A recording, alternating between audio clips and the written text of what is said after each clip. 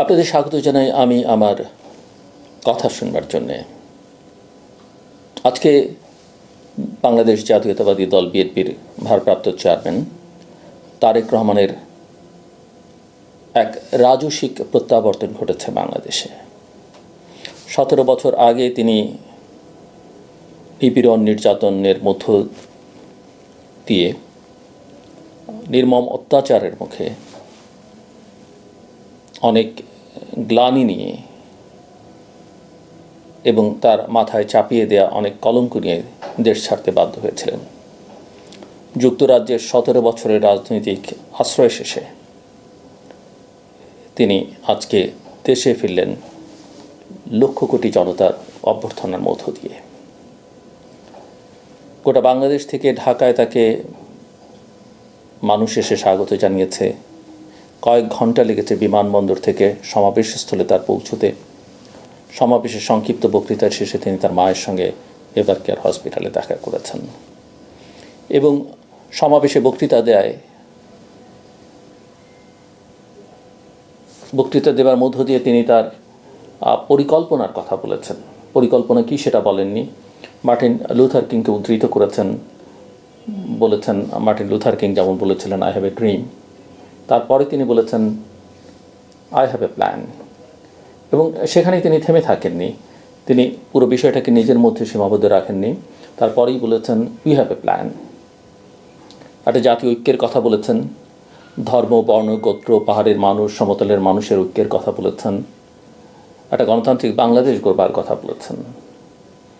আমরা সবাই জানি যে এই 17 বছরে তার উপর দিয়ে অনেক ঝড় গেছে। তিনি নিজে নির্বাসনে ছিলেন, ছোট ভাইকে হারাতে হয়েছে এবং মাকে কারাবন্দী অবস্থায় থাকতে হয়েছে। নিজেদের যে বাড়িতে বড় হয়েছেন শৈশবে, যে বাড়িতে মা ছিলেন, বাবা ছিলেন, সেই বাড়ি থেকে উচ্ছেদ হয়েছেন। এমন একটা সময় গেছে তার উপর দিয়ে এবং শেষ পর্যন্ত তিনি দেশে ফিরেছেন। তার দলের জন্য এটা নিঃসন্দেহে অনেক বড় শক্তি। সামনে নির্বাচন হবার কথা ফেব্রুয়ারির 12 তারিখে। তিনি তার স্ত্রী ডক্টর জোবায়দুর রহমান এবং কন্যা ব্যারিস্টার জাইমা রহমানকে নিয়ে দেশে ফিরেছেন। আমাদের অনেকেরই প্রত্যাশা, বাংলাদেশের জনগণের প্রত্যাশা, বাংলাদেশ যেহেতু একটা ক্রান্তিকালের মধ্যে আছে, এক ধরনের রাজনৈতিক শূন্যতার মধ্যে আছে, নেতৃত্বহীনতার মধ্যে আছে। তারেক রহমান গত কয়েক বছরে, বিশেষ করে জুলাই অভ্যুত্থানের পরে নিজেকে যেভাবে জনগণের সামনে তুলে ধরেছেন, যে বক্তব্য হাজির করেছেন,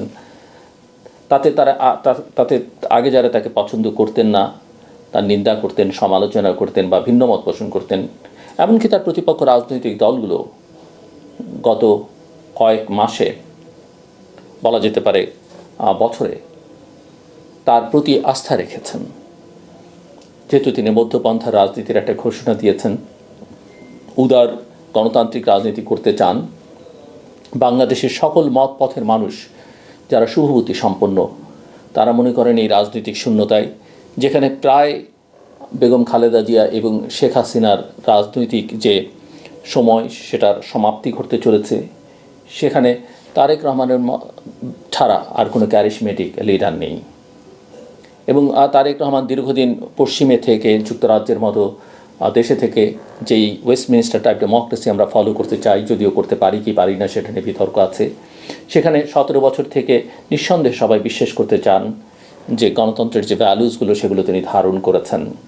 তার সঙ্গে বিভিন্ন সময় যাদের কথা বলবার সুযোগ হয়েছে সাম্প্রতিক সময়গুলোতে, যারা তার রাজনৈতিক দলের বাইরের বিভিন্ন সমাজের বিভিন্ন শ্রেণী পেশার মানুষ, তারাও কথা বলে অনেকখানি আস্থাশীল হয়েছেন যে তার মধ্যে এক ধরনের ইতিবাচক রাজনীতি করবার, দেশটাকে একটা ইতিবাচক ধারায় নিয়ে যাবার, এক ধরনের ইনক্লুসিভ পলিটিক্স করবার, একটা জাতীয় ঐক্য প্রতিষ্ঠা করবার, একটা গণতান্ত্রিক বাংলাদেশ করবার এবং তরুণদের যে স্বপ্নের বাংলাদেশ এবং তাদের জন্যে যে প্রয়োজনীয় বাংলাদেশ, সেই বাংলাদেশ করবার একটা স্বপ্ন তার মধ্যে আছে, হয়তো পরিকল্পনাও তার মধ্যে আছে। এবং আমরা জানি যে রাজনৈতিক বাস্তবতায় নানা কারণে হয়তো সেরকম একটা টিম করা তার পক্ষে সম্ভব হবে কিনা, কতটা করতে পারবেন, তবে সদিচ্ছা থাকলে এবং চেষ্টা থাকলে আমরা বিশ্বাস করতে চাই যে 61 বছর বয়সী এই রাজনীতিক সেটা করতে পারবেন। তিনি শুধু দলের নেতা হয়ে উঠবেন সেটাই আমরা চাই না, আমরা চাই যে তিনি দেশেরও নেতা হয়ে উঠুন এবং দেশের সীমা গড়িয়ে তার নেতৃত্ব আঞ্চলিক পর্যায়ে এবং বৈশ্বিক প্ল্যাটফর্মগুলোতেও দেখা যায়। নিঃসন্দেহে ক্ষমতার বাইরে থেকে সব কিছু যত মধুর মনে হয় বা ক্ষমতার বাইরে নেতাদের কথাবার্তা যত সুন্দর মনে হয়, ক্ষমতায় গেলে অনেক সময় অনেকেই বদলে যান। তারেক রহমান বদলাবেন কি বদলাবেন না সেটা তার উপর নির্ভর করবে এবং আমরাও সেটা অবজার্ভ করবার চেষ্টা করব। তারেক রহমানকে ঘিরে এর আগে আমি বহুদিন কথা বলেছি, অনেকে প্রশংসা করেছেন, অনেকে আমার নিন্দা করেছেন, অনেকে সেগুলোকে মনে করেছেন আমি তাকে খুশি করবার চেষ্টা করছি। আমার তাকে খুশি করবার কিছু নেই, কারণ আমার তার কাছ থেকে নিজের জন্য প্রাপ্তির কিছু নেই। আমি রাজনীতি করি না, রাজনীতি করব না, কোনো সরকারের সঙ্গে ব্যবসাও আমার করবার কারণ নেই। আমি ব্যবসা করি না, আমি সরকারের কোনো পদে যাওয়ার আকাঙ্ক্ষা আমার মধ্যে নেই। সো আমার জীবন, আমার যেটা আছে সেটা নিয়ে আমি সন্তুষ্ট। সম্প্রতি আমি তারেক রহমানকে নিয়ে একটা লেখা লিখেছিলাম, লেখাটা ইংরেজিতে, এবং সেই লেখাটা নিয়ে মিশ্র প্রতিক্রিয়া আমি লক্ষ্য করেছি। লেখার একটা শিরোনাম ছিল, সেটা আমি আর আজকের এই আলোচনায় উল্লেখ না করি। বিএনপির মধ্যে মিশ্র প্রতিক্রিয়া, অনেকে আমাকে ধন্যবাদ জানিয়েছেন লিখবার জন্য, বিএনপির বাইরে অনেকে প্রশংসা করেছেন। আবার বিএনপির মধ্যে অনেকে মনে করেছেন লেখাটার সময় উপযোগী হয়নি, অনেকে মনে করেছেন এই লেখার একটা সুফল হয়তো বিএনপির প্রতিপক্ষ বিশেষ করে জামায়াত ইসলামী পেয়ে যেতে পারে। অনেকে মনে করেছেন টাইমিংটা ঠিক হয়নি নির্বাচনের সময়। কিন্তু আমার কাছে মনে হয়েছে যে কোনো মানুষকে নিয়ে লিখলে, আমাদের মতো যারা একাডেমিক বা সাংবাদিক তারা যখন লিখবেন, সেটা নিরাসক্ত নির্মোহ হয় বাঞ্ছনীয়, সেটাই কল্যাণকর হয়। প্রশংসা করবার জন্য বহু মানুষ আপনি পাবেন, আবার নিন্দা করবার জন্য প্রতিপক্ষে সবাইকে পাবেন, যারা গঠনমূলক কোনো ভালো দিক থাকলেও সেটা বলবে না, শুধু নিন্দাই করবে, একচোখা প্রশংসা বা একচোখা নিন্দা। আমার কাছে মনে হচ্ছে তার বাইরে গিয়ে লেখা দরকার, বলা দরকার। এবং যারা এটার পছন্দ করেননি তারা ইন বিটুইন দ্য লাইন্স কী আছে সেটাও বোঝার চেষ্টা করেননি।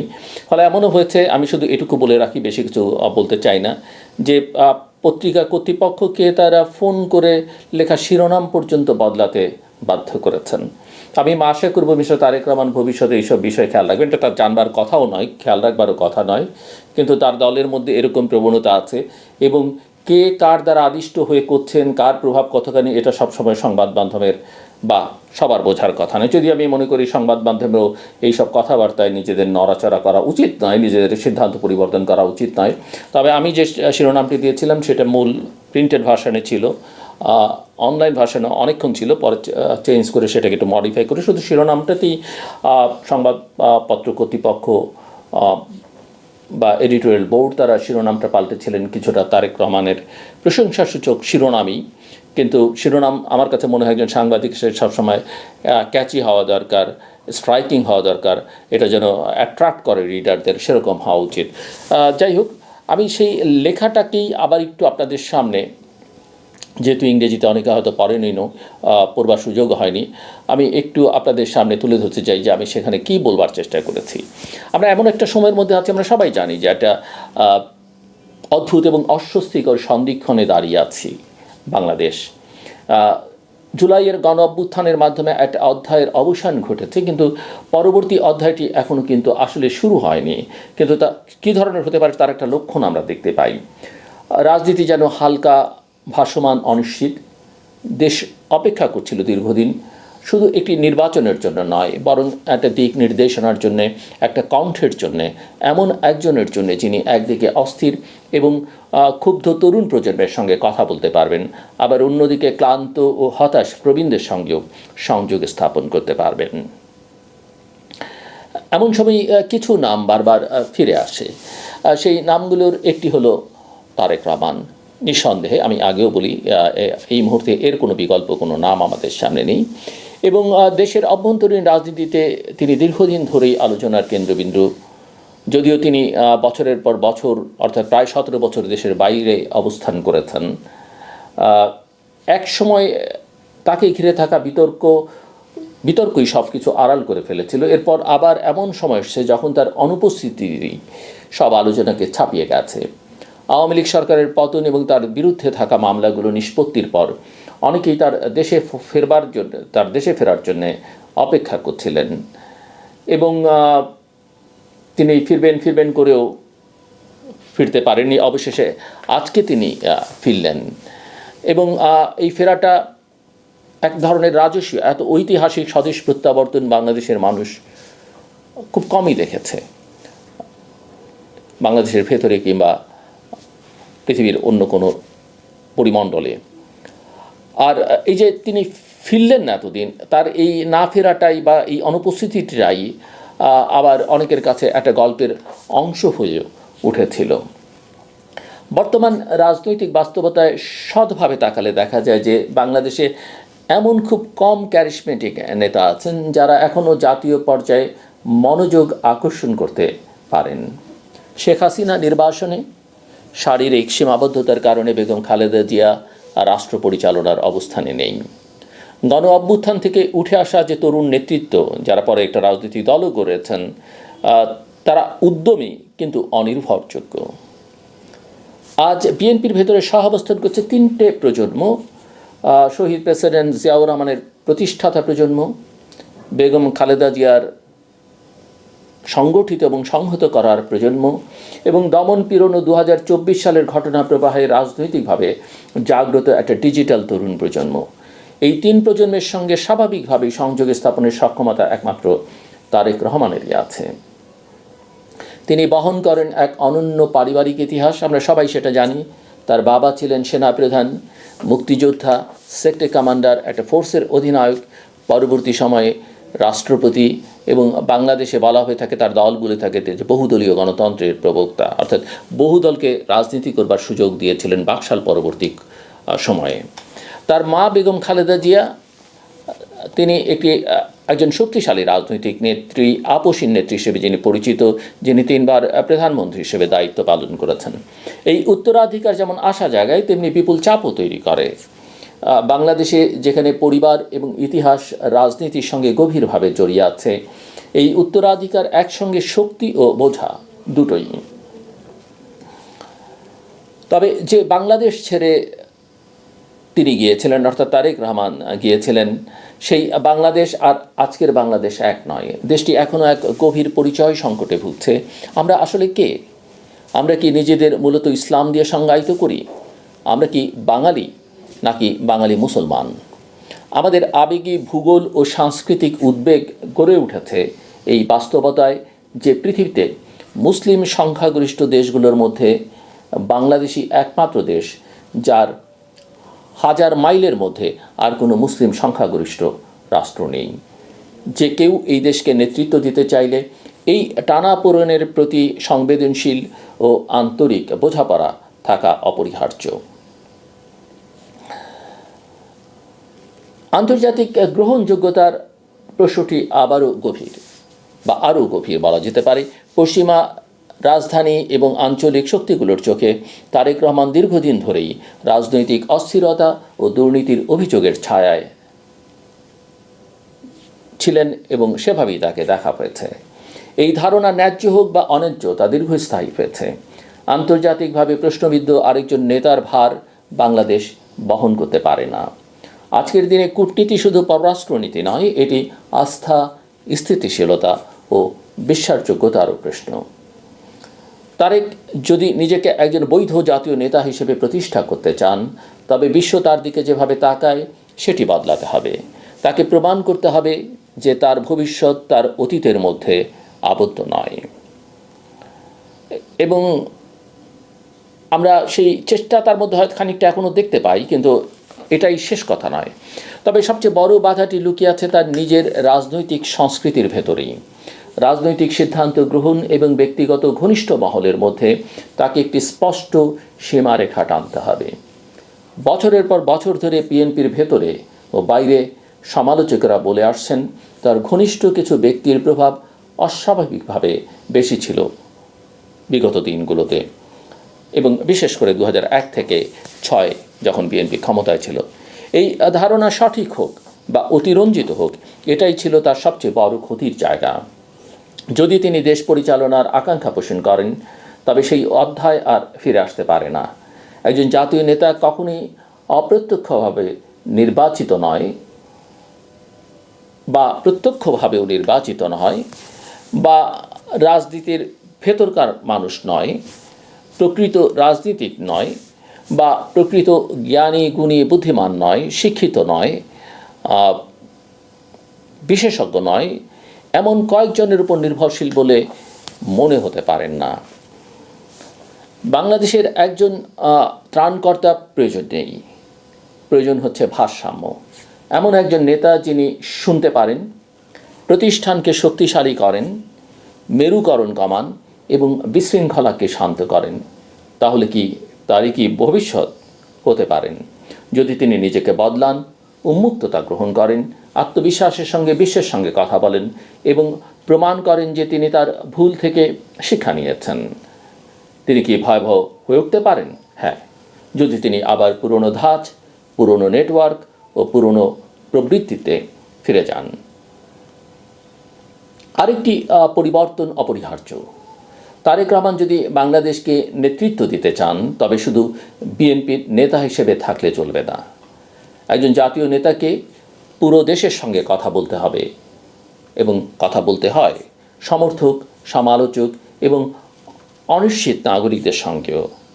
এর বাইরে তাকে দেশের বাইরের শ্রোতাদের কাছেও পৌঁছতে হবে, নাগরিকদের কাছেও পৌঁছাতে হবে। অন্য দেশের দলীয় গণ্ডি ও নিজস্ব প্রতিধ্বনি কক্ষের বাইরে যদি তিনি এটি বৈশ্বিক গ্রহণযোগ্যতা গড়ে তুলতে চান। আধুনিক নেতৃত্ব কেবল দলের ভেতরের কর্তৃত্বের বিষয় নয়, এটি ধারণা, ধারাবাহিকতা এবং আবেগী বুদ্ধিমত্তার বিষয়। তবু সব সমালোচনার পরেও তার পক্ষে একটা শক্ত যুক্তি আছে। আজকের তীব্রভাবে বিভক্ত রাজনৈতিক বাস্তবতায় তারেক রহমান হয়তো একমাত্র তুলনামূলকভাবে মধ্যপন্থী নেতা যিনি মানুষকে একত্রিত করতে পারেন। বিকল্পগুলো হয় রাজনৈতিকভাবে ক্লান্ত, নয় অনভিজ্ঞ, নয় খণ্ডিত। সব ক্ষত সত্ত্বেও বাংলাদেশ জাতীয়তাবাদী দল বিএনপি এখনও একটি জাতীয় সংগঠন। যে তরুণরা অভ্যুত্থানের পরে দল গড়তে চেয়েছে, ক্ষমতার কাছে ছিল বা কিছু একটা করতে চাইছে সামনে থেকে, তাদের সাংগঠনিক ভিত্তিটা নেই, কিন্তু তাদের আবেগ ও শক্তি অস্বীকার করা যায় না। বিভিন্ন দলের ভেতরেই অনেক শীর্ষ নেতা এখন ঐক্যের খোঁজ করছেন। এই শূন্যতায় তারেক রহমান আলাদা হয়ে ওঠেন।